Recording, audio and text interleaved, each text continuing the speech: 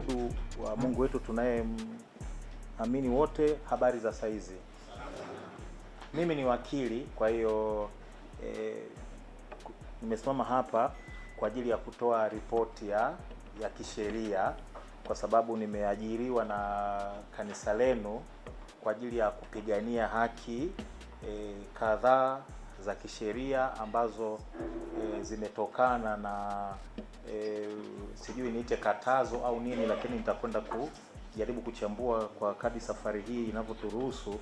Lakini itoshe kusema kwamba nimeajiriwa na kanisa kwa ajili ya kupigania maslahi yake baada ya kutokea yale ambayo yametokea na kutupelekea kushindwa, kwa maana ya kanisa la Glory of Christ Nazarene Church kushindwa kuendelea na shughuli zake. Wote mnafahamu, kwa mfano Mbeya makanisa yamefungwa kwa matamko ya RPC kule Dar es Salaam. Kamanda wa polisi kanda maalum Dar es Salaam, wote mmemsikia, nitakwenda kuzungumzia hayo. Lakini kwa ujumla ni kwamba tu nchi nzima kanisa limezuiwa kufanya shughuli zake. Sawa. Sasa around tarehe 2 mwezi wa 6 mwaka huu 2025, labda nimeruka stage, wote mnanifahamu, lakini Peter Kibatala I assume nimeshatambulishwa. Kwa hiyo around tarehe 6 mwezi wa 2 mwaka 2025 ilizunguka barua katika mitandao.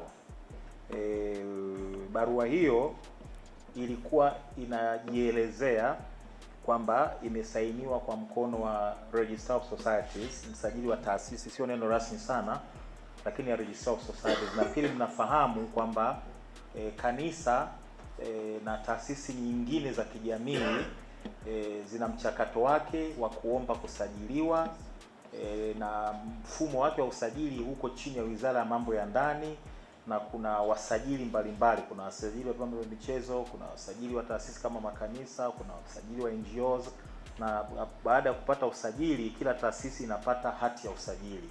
Kwa hata kanisa Glory of Christ Tanzania Church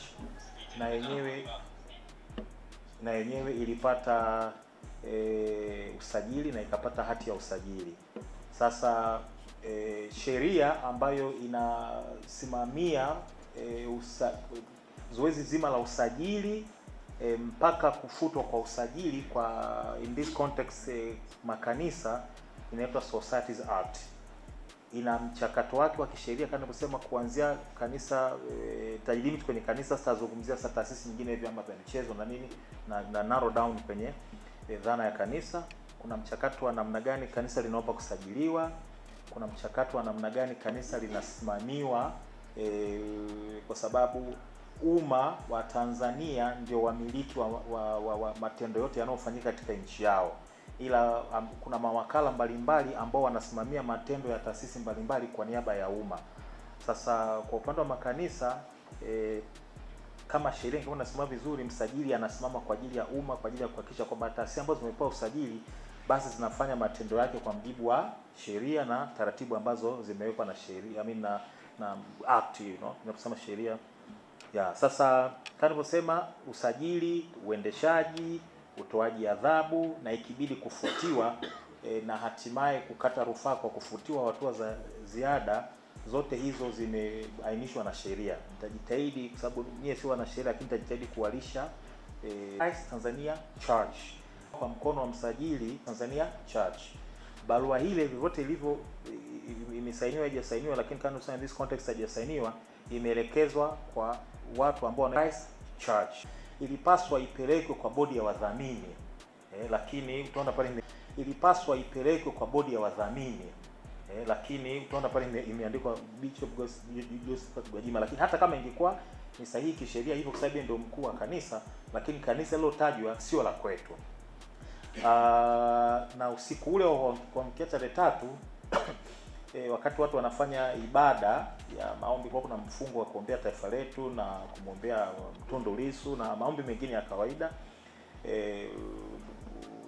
jeshi la polisi lilivamia kanisa na liliwakamata waumini wapatao 98. Okay, fine.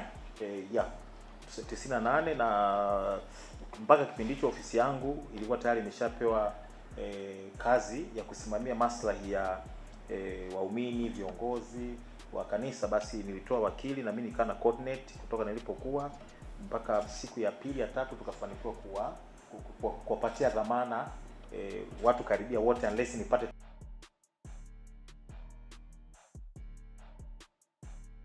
tunafahamu. Kwa mfano Mbeya makanisa yamefungwa kwa matamko ya RPC kule Dar es Salaam